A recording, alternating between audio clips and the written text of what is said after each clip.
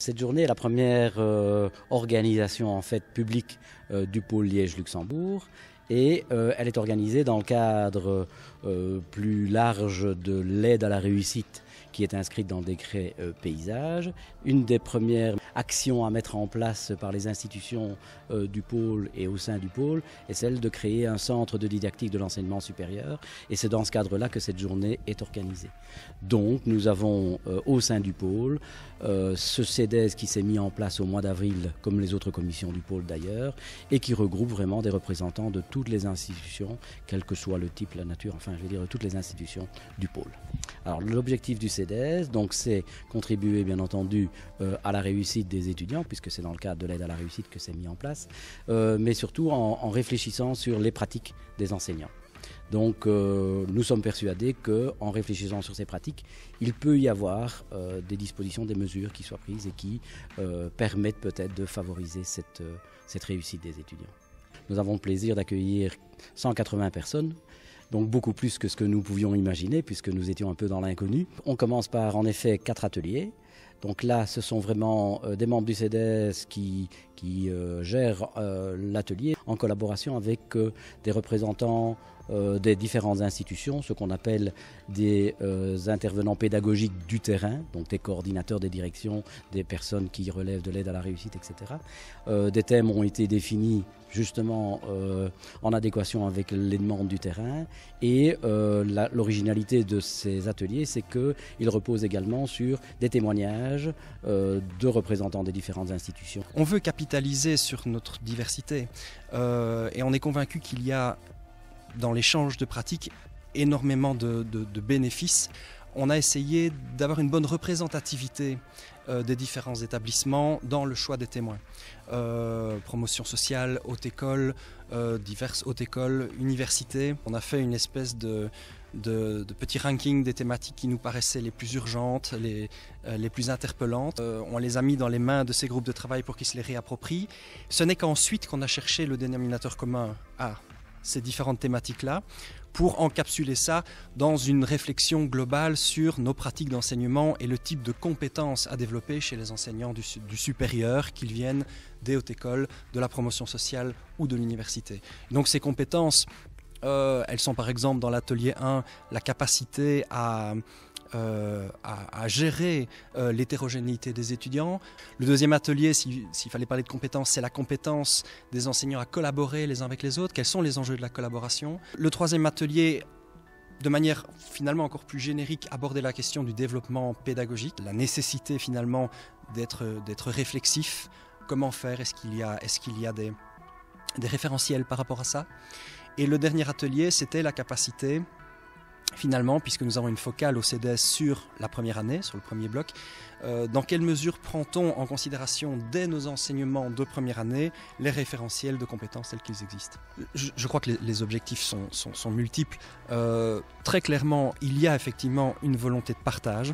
On s'inscrit dans une logique de communauté de pratique. Nous apprenons à nous connaître entre établissements d'enseignement supérieur de réseaux différents et c'est extrêmement riche de voir ce que font les autres. On peut décontextualiser, voir ce qu'il y a de transférable ailleurs. Donc je crois que beaucoup de personnes viennent à la pêche aux idées, mais ils aiment aussi présenter ce qu'ils font. Il y a certainement un objectif de valorisation aussi de ce qui vaut la peine d'être valorisé parce qu'il y a énormément de choses qui se font.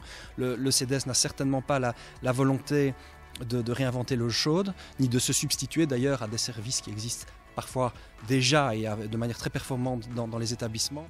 En un an, on essaye de réconcilier les étudiants que l'on accueille avec l'enseignement, le parcours scolaire, parce qu'ils se destinent eux-mêmes à être enseignants. En plus, ils sont en réinsertion professionnelle parce qu'ils changent de métier. Et ils ont parfois un parcours un peu chaotique au niveau enseignement, donc on essaye vraiment de les remettre sur pied durant cette année préparatoire. Oui, la bienveillance, c'est une posture d'enseignant qui est pour moi essentielle. Si on n'est pas bienveillant soi-même, on ne peut pas exiger d'eux qu'ils le soient. Or, c'est la bienveillance qui est un tremplin souvent pour oser faire les choses et oser s'exprimer. Une journée comme celle-ci, pour moi, est essentielle. Maintenant, une ne suffit pas. Il en faudrait plusieurs toute l'année. au moins une fois par mois, et que ce soit effectivement des échanges de pratiques. Parce que bien sûr le côté réflexif c'est très bien, le côté analyse c'est très bien, mais les échanges de pratiques c'est ça qui va permettre à des gens de réinjecter dans leur propre environnement ce dont ils ont besoin. C'est l'occasion de rencontrer des collègues d'autres implantations qui vivent des expériences différentes dans des institutions différentes, et donc je trouve que c'est toujours une grande richesse de voir un petit peu comment ils travaillent et la façon dont ils abordent les étudiants. Et puis, parce que l'hétérogénéité des étudiants est un vrai challenge pour nous, je pense que quand on a des classes qui sont de plus en plus grandes et qu'on doit faire preuve de créativité pour parvenir à tenir compte de cette hétérogénéité, et c'était l'occasion peut-être de trouver des pistes à ces questions. J'ai vraiment particulièrement apprécié les origines diverses des intervenants de ce matin.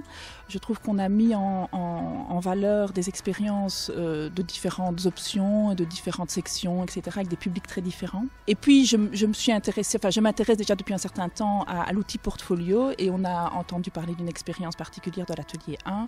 Et donc voilà, ça m'a particulièrement intéressée. C'est extrêmement enthousiasmant de voir à quel point les différents intervenants qui viennent des établissements partenaires du pôle ont préparé très soigneusement leur présentation. Ils sont attentifs à objectiver les choses. Certains viennent avec des résultats très nets. Ils viennent avec des références théoriques quand ils le peuvent. On sent vraiment que les gens se sont surpassés.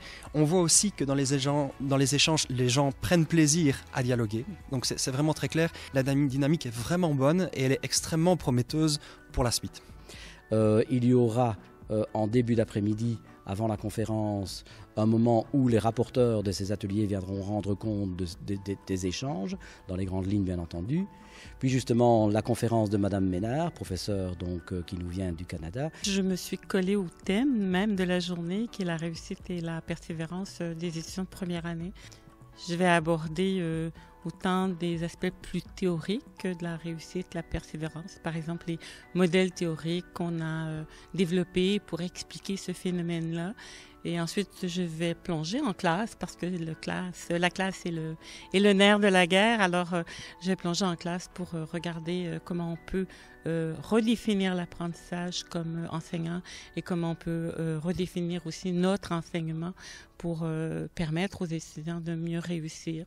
Souvent, on voit l'apprentissage comme un passage du prof à l'étudiant où le prof transmet quelque chose à l'étudiant et sa représentation, c'est que l'étudiant, il enregistre ça, photocopie de ce que le prof présente. Alors que la connaissance, l'apprentissage, c'est une construction de la part de l'étudiant. Donc, il faut contribuer à cette construction-là auprès de l'étudiant, et ça, on le fait en utilisant des stratégies qui permettent à l'étudiant de s'approprier les connaissances. Alors, je suis beaucoup en interaction avec les étudiants. Je passe moins de contenu parce que on sait très bien que le contenu, ils en gardent que des traces, mais je passe beaucoup plus de temps à les accompagner pour qu'ils intègrent ce que je considère comme très important à retenir et à savoir faire. C'est peut-être la première fois où on met en présence des acteurs qui viennent vraiment de milieux complètement différents. En général, on est cloisonné par discipline ou bien par type de formation. Ici, on a vraiment voulu toucher l'ensemble des enseignants, quelle que soit leur discipline, quel que soit leur réseau, enfin au-delà d'un peu tout. L'idée un peu vraiment de ce pôle fédérateur. Et donc, la réponse, elle est là. 180 personnes qui sont inscrites. Je ne pense pas qu'elles ont toutes été obligées par leur direction. Enfin voilà, on ne sait jamais.